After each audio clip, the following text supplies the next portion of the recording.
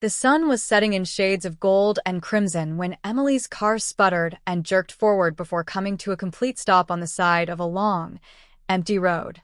She gripped the steering wheel, her heart sinking as she turned the key in the ignition again. Nothing happened.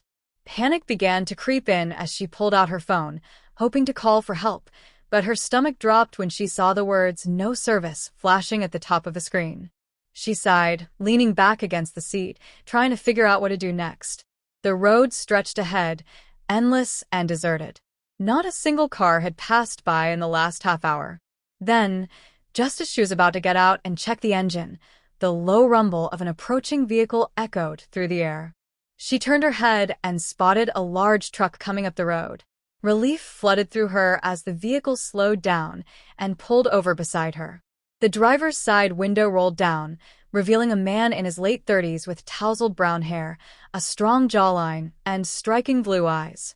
His tan skin suggested he spent a lot of time outdoors. He wore a gray t-shirt that clung to his muscular build, and a baseball cap was pulled low over his forehead. "Car trouble?" he asked, his voice deep and calm. Emily nodded. "Yeah, it just died on me. I don't know what happened." He studied her for a moment before nodding toward the hood. "Mind if I take a look?" She hesitated for a split second before nodding. "Please." "That would be great." Stepping out of the car, she watched as he moved to the front and lifted the hood. He leaned over, inspecting the engine with practiced ease, his hands moving with confidence.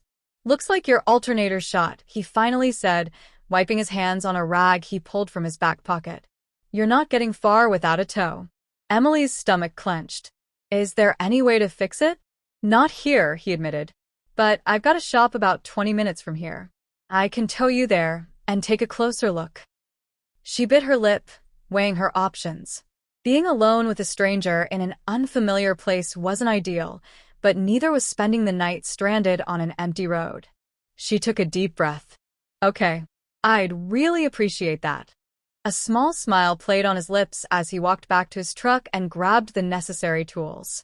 Within minutes, he had her car hooked up to the tow, and they were on their way. The ride was quiet at first, with only the hum of the truck's engine filling the silence. Emily glanced over at him, studying his profile.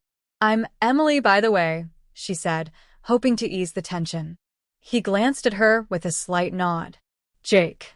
Do you own the shop?" she asked. "Yeah. Been running it for about 10 years now," he said, keeping his eyes on the road. "Grew up around cars. My dad was a mechanic, so it just made sense." She smiled. "That's cool. I don't know the first thing about cars." "Clearly." He chuckled. "Not many people do. That's what keeps me in business." They drove in comfortable silence for a few more minutes before Jake turned onto a gravel road. A large garage with a faded sign that read, "Miller Auto Repair," came into view. He pulled the truck up beside the building and cut the engine. "All right," he said, stepping out. "Let's see what we're dealing with." Emily followed him as he unhooked her car and pushed it into the garage. He grabbed his tools and got to work, his brows furrowed in concentration. "You can wait inside if you want," he said, nodding toward the small office at the back. "Might take a while." She hesitated but then nodded. "Okay, thanks." The office was small but cozy. A worn-out couch sat against the wall, and a coffee maker hummed quietly in the corner. She poured herself a cup, taking slow sips as she listened to the faint sounds of Jake working in the garage. Minutes turned into an hour, and when she finally stepped out to check on him, she found him wiping the sweat from his forehead with the back of his hand. "How's it looking?" she asked.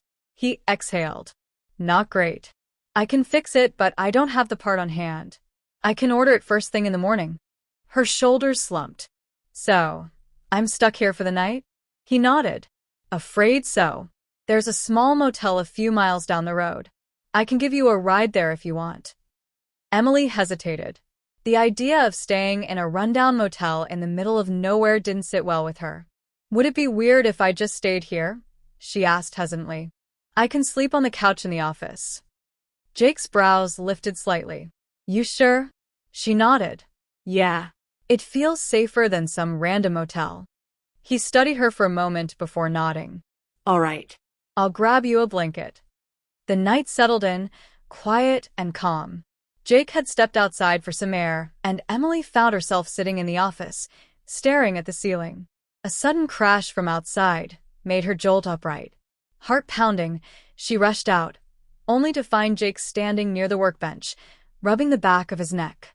"Sorry," he said with a sheepish smile. "Knocked over toolbox." Emily exhaled, placing a hand over her chest. "You scared me." He chuckled. "Didn't mean to." There was a brief pause before she spoke again. "Thank you, by the way, for helping me out." He shrugged. "Not a problem." For a moment, neither of them spoke.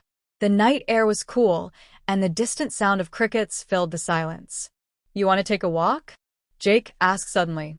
Emily hesitated before nodding. "Sure."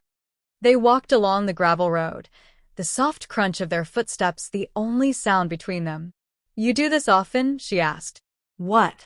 "Rescue stranded travelers." He smirked. "Only the ones with bad luck." She laughed. "That would be me."